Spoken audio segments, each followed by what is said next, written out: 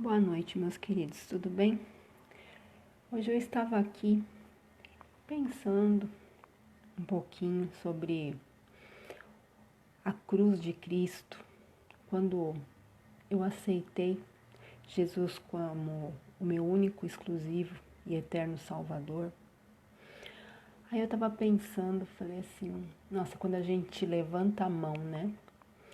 Que o pastor, né? A gente está na igreja, a gente vai e o pastor pergunta, quem quer aceitar Jesus, né? Há muitas vezes assim a gente está até emotiva, né? Ou de repente a gente está passando por uma situação difícil, ou de tristeza, ou de perda, enfim. Ninguém vai à igreja assim, muitas vezes, por ir porque está alegre. Sempre quando nós procuramos a Deus é porque a gente está com problemas sérios, né?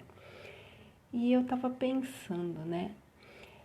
Sobre se levantar a mão e aceitar Jesus como seu único, exclusivo e eterno Salvador. Pode até ser que na hora você está emotivada pelo momento, você está ferida, ou acredito sim que a palavra de Deus tocou, os louvores tocaram, falou profundamente ao seu coração.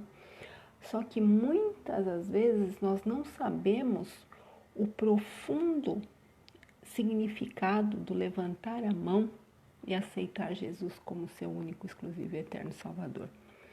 Por que eu falo isso? Porque geralmente, quando nós aceitamos Jesus, nós assim não temos muito conhecimento do Evangelho, nem da palavra, nem como é a vida com Cristo. E a partir do momento que você levanta a sua mão, aí você vai começar a ter a vida com Cristo.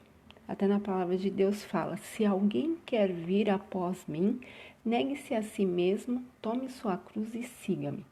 Está em Mateus 16, 24. Então aqui, Jesus ele é bem objetivo, ele fala, se alguém quiser vir após mim. Então ele não obriga ninguém, ele é muito sutil, ele é objetivo e reto, se quiser. Então você vai por livre e espontânea vontade, por livre-arbítrio, você segue a Jesus se você quer. Aí logo após ele fala, negue-se a si mesmo.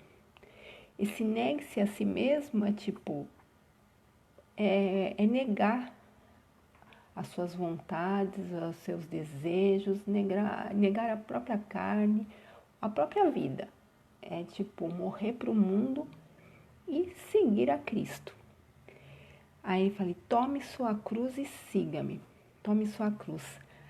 É aqui que eu estava pensando hoje, se tomar a sua cruz. Muitas vezes nós não sabemos o significado desse tomar a sua cruz. Então a cruz, quando nós começamos a caminhada com Cristo, a cruz, a nossa vida não é porque nós estamos em Cristo que a nossa vida vai ser diferente de quem não está. Nós passamos por dores, nós passamos por sofrimento, nós passamos por traições, tormentos, nós passamos por todas essas realidades, pela solidão, enfim, por tudo. Todas essas realidades fazem parte da caminhada com Cristo. E muitas vezes até, elas são até piores do que quem não está em Cristo. Só que nós temos um consolo que Cristo, Ele está conosco, Ele passa a cada momento, seja bom ou seja ruim, ao nosso lado, nos dando força, nos estendendo a mão, nos alicerçando e nos dando a perspectiva de caminhar e seguir em frente. Então, aí eu pensando em tudo isso, assim, da cruz, do significado, tudo, e dentro desse contexto, muitas vezes, nós até saímos, né, a gente nega nós negamos, né, no começo da caminhada, é tudo muito novo, tudo muito diferente, nós temos aquele desejo dentro de nós do primeiro amor, de saber como que é, conhecer as Escrituras, conhecer a Palavra de Deus, conhecer a Cristo. Então nós temos aquela sede, né?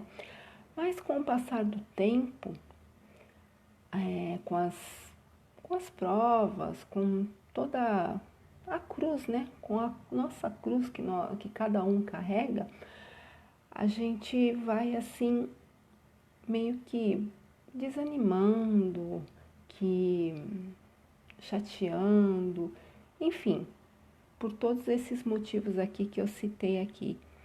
E muitas vezes também a gente levanta a mão, a gente aceita Jesus, a gente sai do mundo, mas o mundo não sai de dentro de nós. Aí você fala, mas onde você quer chegar com isso? Hoje em dia, eu tenho visto muito assim na internet, nas igrejas, vários fatores que têm assim até me entristecido, sabe? Me entristecido, me deixado pensativa. Hoje em dia, as igrejas assim, eu não estou falando todas, eu não quero aqui apontar ninguém, eu estou falando assim o que Deus colocou ao meu coração, que eu tenho visto, e isso tem me incomodado. E eu prometi uma vez para o Senhor que o que Deus me incomodasse a falar, eu iria falar. Porque a minha vontade, eu estou aqui é para agradar a Cristo e não agradar aos homens. Então, isso já vem me incomodando há vários dias e hoje eu resolvi, assim, meditando nas Escrituras, eu resolvi, sim, explicar um pouco do que vem, assim, me deixando, me entristecendo. Então, hoje em dia, assim, o mundo, né, a igreja, assim, várias coisas que nós vemos na internet, no YouTube, enfim. A gente vê que estão imitando o mundo para que os jovens da igreja não vá para o mundo, os jovens nossos, né, da igreja. Então a gente imita o mundo para que os jovens do mundo venham para a igreja. O que é isso? Hoje em dia nós vemos muitas assim cultos com nomes de festas mundanas. É balada gospel, é sertanejo gospel, enfim, é funk gospel, tudo hoje em dia virou um título de, assim, do mundo dentro da igreja. E isso, assim, me deixa, assim, muito, assim, assustada e me deixa, assim, triste ao mesmo tempo, porque isso daí, nós como igreja, teríamos que estar no mundo falando da igreja para o mundo e não trazermos festas, né, com títulos mundanos para dentro da igreja, para que a igreja perca a essência, perca o verdadeiro centro da atenção do evangelho, que é Cristo. E é festa junina gospel, enfim. E vemos cada, assim, cenas, cada tipo de cultuar, que às vezes eu me pergunto, será que isso está edificando no quê? Será que isso realmente está ganhando almas? Será que isso realmente Cristo está contente com esse tipo de coisa? Eu me ponho a perguntar muitas vezes, porque na Bíblia, quem conhece Bíblia, quem lê Bíblia, eu gostaria até que me provasse, sabe, me explicasse. Eu, de repente eu não conheço assim as Escrituras, mas pelo que eu saiba, pelo que eu entendo de Bíblia, pelo que eu leio na Bíblia, nós nunca vimos Deus imitando o Egito para segurar José na sua presença, ou Deus imitando a Babilônia para segurar Daniel na sua presença. Então, na verdade, o Egito não governou José, foi José quem governou o Egito. E a Babilônia não governou Daniel, foi Daniel que governou a Babilônia. Então, a igreja ela não precisa imitar o mundo se o mundo ele quiser ser feliz, ele que imite a igreja. A igreja ela tem que ser original, ela não pode perder a sua essência. Então, isso vem me assustando a cada dia que passa, sabe? Vem me incomodando muito. E eu muitas vezes eu pergunto assim, meu Deus, será que eu tô sendo, assim, muito, assim, tô batendo muito forte nesse ponto? Eu tô errada, coisa, mas isso me incomoda demais. Eu acredito assim, que se me incomodou, se me incomoda que eu sou uma mera mortal, que nem sou cheia de falhas, né, de pecados, eu fico imaginando Jesus vendo isso, né, do trono sagrado dele, vendo isso acontecendo na casa de oração dele, no lugar santo, no lugar que a própria palavra fala que a minha casa será chamada de casa de oração, não casa de balada gospel, casa de festa junina gospel ou qualquer evento que traga essência, traga títulos mundanos para dentro da igreja, que é um lugar sagrado, um lugar consagrado a Cristo. E eu, permeando pela Bíblia hoje, eu parei em 1 Tessalonicenses, capítulo 2, que Paulo, ele fala assim, ele explica um pouco como ele exerceu o seu ministério, né? E ele vem falando aqui,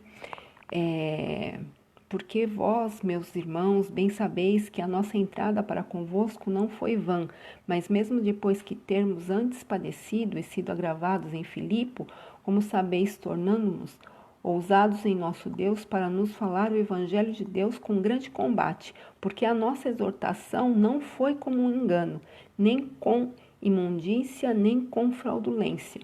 Mas como fomos aprovados de Deus para que o Evangelho nos fosse confiado, assim falamos, não como para agradar aos homens, mas a Deus, que prova os nossos corações. Então ele explica, né, que pregar, atuar, agir no puro Evangelho quase sempre causa resistência. E muitos homens, eles preferem fazer o que lhes agrada do que fazer realmente a vontade de Deus. E Paulo fala que Paulo e Silas, eles carregavam essas marcas da resistência do Evangelho que sofreram em Filipos, quando chegaram em Tessalônica. Mesmo assim, eles não fizeram acordo. Eles podiam muito bem, que eles já estavam açoitados, assim, imagino, né, o que eles não sofreram em Filipos. Não chega nem aos pés do que a gente sofre hoje, assim, a perseguição. Praticamente a gente não sofre nada em perseguição do Evangelho, pelo menos aqui no Brasil, né? Então, eles podiam muito bem falar assim, não, Paulo, não, Silas, eu não aguento mais, eu tô todo acabado, então aqui a gente vai dar um jeitinho, né? Pra gente não ser perseguido, não sofrer de novo o que a gente sofreu em Filipe. Mas não, mesmo assim, eles manteram, né, a posição deles e não fizeram acordo e pregaram a verdade. Eles não estavam preocupados em agradar aos homens, nem fazer amigos, nem ganhar dinheiro ou reconhecimento de ninguém, e sim pregar somente aquilo que agradasse e glorificasse a Deus, que foi por isso que eles foram chamados, né? Aí ele continua aqui.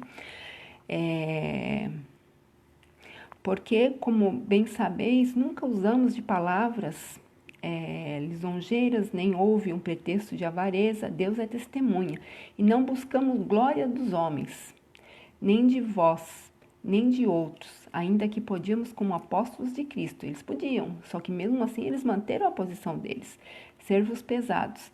Antes fomos brandos entre vós como a ama que cria seus filhos. Assim, nós sendo tão afeiçoados de boa vontade, quiséramos comunicar-vos não somente o Evangelho de Deus, mas ainda as nossas próprias almas, porquanto nós sereis muito queridos.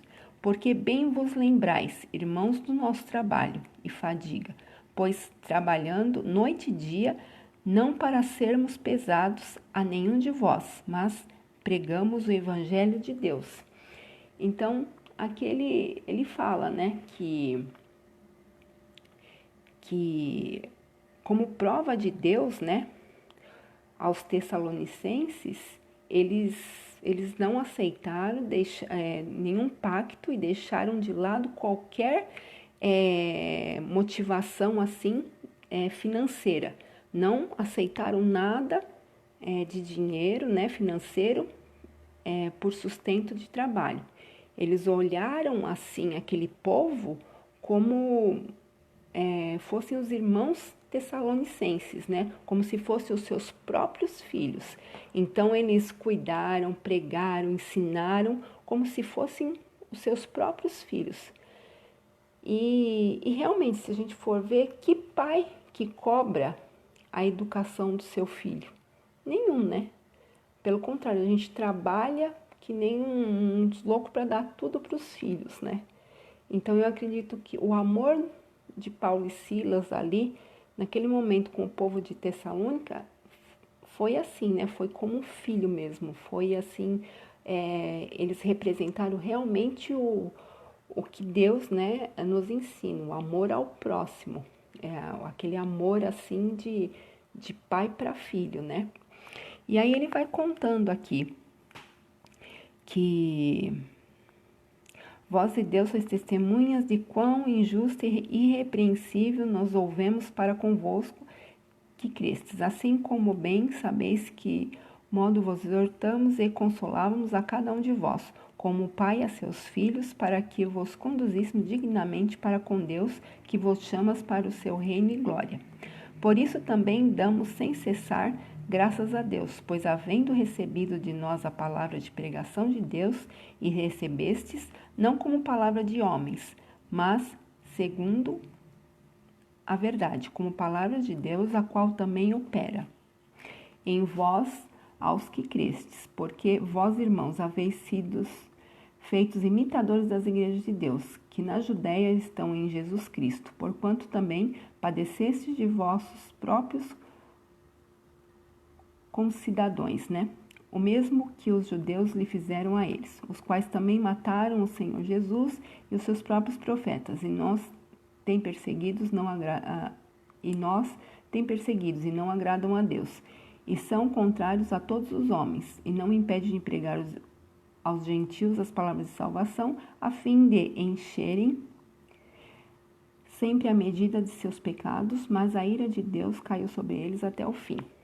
E aqui ele fala, né, que o resultado de tudo isso, eles sofreram açoites, eles se manteram firme, não fizeram acordo, não foram assim, não fizeram acordo, nenhum pacto, né, com ninguém em relação a dinheiro. Hoje em dia nós vemos assim tanto esse evangelho da prosperidade, ou então pessoas que falam assim, não, eu vou viver da obra, eu vou fazer a obra. Não, fazer a obra, glória a Deus por isso. Só que muitas pessoas fazem a obra e trabalham nos seus respectivos profissões.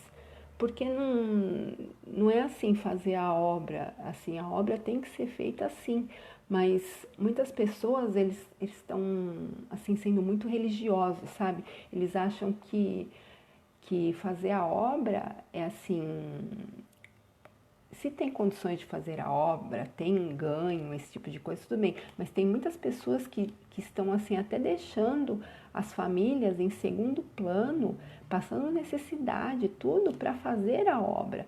E não é isso que Deus quer. A própria palavra de Deus fala que se não cuidarem da sua própria casa, como cuidarão da obra?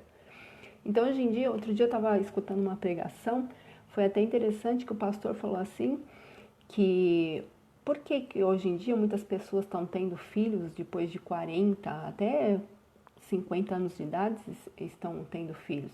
Porque muitas pessoas que foram arraigados nesse negócio mais religioso do que fazendo realmente a vontade de Deus, nem viram o tempo passar, as crianças cresceram assim, que muitas vezes não estavam nem com a família e, assim, não tiveram tempo de jogar uma bola com seu filho, ou de levar o filho no parque, ou então de levar passear no shopping, tomar um sorvete, não, nada. Então esse pastor falou assim, hoje em dia Deus está dando filho depois dos 40 e 50 para ensinar que não é desse jeito, que tem que cuidar da família, tem que fazer algo, mas tem que cuidar da família.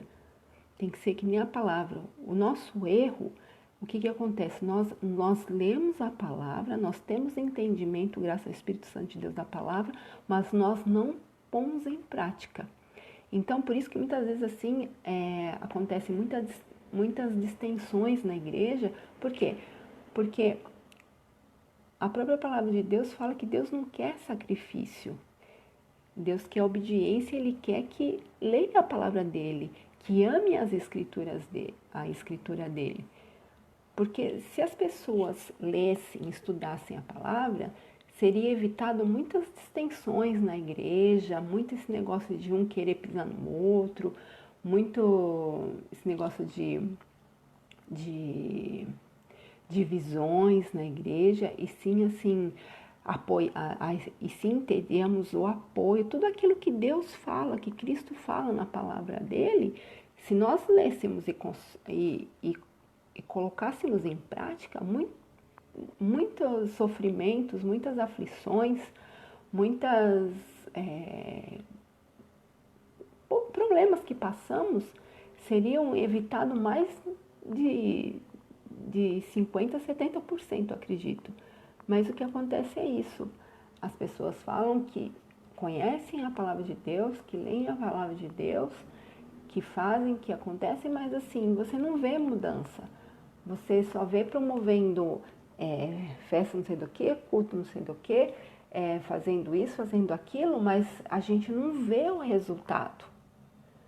Então, isso que entristece. Eu me coloco também no meio, porque se Deus assim me incomodou, é porque Deus está querendo ensinar algo para nós. Então, aqui Paulo fala que mesmo vendo que Paulo e os outros não mudaram, eles não mudaram a pregação, não fizeram pacto, não fizeram nada para com eles, né, no local de Tessalônica, mesmo com as perseguições, tudo, os tessalonicenses, eles entenderam que o evangelho que Paulo, que os demais pregavam, era o evangelho verdadeiro. Eles reconheceram isso, que era a verdadeira palavra de Deus, e eles se manteram firmes, mesmo atravessando tribulações, açoites, enfim, mesmo que o que Paulo e Silas passaram em Filipos, que quando chegaram em Tessalônica também passaram, eles se manteram firmes e mostraram para aquele povo que Deus era com eles, que eles pregavam o verdadeiro evangelho. Então aqui eu aprendo uma lição assim muito grande, que nós não temos que fazer acordo com o mundo ou inventar nenhuma moda, nenhum modismo para trazer para as igrejas para chamar a atenção do mundo. Até porque a palavra de Deus fala que não somos nós que escolhemos a Cristo, é Cristo que nos escolhe. Então nós estamos aqui para fazer o papel, para quê? Para ganhar almas, para pregar, para falar da palavra de Deus, tudo, mas não para se envolver no modismo do mundo e querer trazer o modismo do mundo para a igreja e a igreja perder a essência. Me desculpem se eu estou sendo muito verdadeira, se eu estou sendo coisa, mas é isso que esses tempos vem ardido muito dentro do meu coração, e eu precisava falar isso, porque eu acredito que é um alerta de Deus. Eu acredito que Deus não tem se agradado com muitas coisas que estão sendo feitas dentro da casa de oração do recinto consagrado a Deus e falam que é Deus, é de Deus, é bênção, mas eu acredito que Deus não tem se agradado disso. Porque se ele estivesse se agradando, eu acredito que Deus não incomodaria tanto, assim, a mim ou outras pessoas também, que Deus deve falar, que Deus deve incomodar também em relação a esse modismo que está acontecendo agora. E muitas outras coisas, assim, mas o que mais, assim, veio, assim, ao encontro do meu coração foi esse de pegar, assim, esses modismos, né, e tentar trazer para a igreja para ganhar almas, para, né, chamar a atenção, sendo que Deus não tem acordo, não tem acordo. A própria palavra dele é objetiva, é clara. Então, é isso. Eu peço para quem ouvir esse áudio, assim, que compartilhem, que meditem nisso que eu falei, meditem do jeito que Paulo, né, que o evangelho genuíno era pregado, que não tinha acordo, não tinha pacto, não tinha verba financeira, não tinha nada. Eles sofriam, eles passavam de tudo, até pior do que nós passamos, mas eles mantinham-se firme porque eles queriam sim, não agradar homens, não massagear ego de ninguém, não compactuar com coisa errada ou com o mundo lá fora. Eles queriam sim, era pregar o genuíno evangelho que agradasse e glorificasse a Deus. Eu agradeço por mais essa oportunidade que Deus me dá, que Deus me confrontou com a palavra dele, que me veio a meditar sobre esses acontecimentos que estamos tendo hoje. E eu agradeço a vocês também por despenderem da atenção dos minutinhos de vocês para estarem ouvindo esse áudio. E, por favor, pensem, meditem nessa palavra, nisso que Deus colocou ao meu coração. E compartilhem, passe para frente. Nós temos que agradar a Deus, não aos homens. Porque quem morreu por mim e por você foi Cristo. Não foi fulano, nem ciclano, nem beltrano. E o sangue de ninguém te purifica como o de Cristo. Amém? Amém, pessoal? Então, essa é a mensagem que Deus colocou no meu coração. E fiquem todos na paz do Senhor Jesus.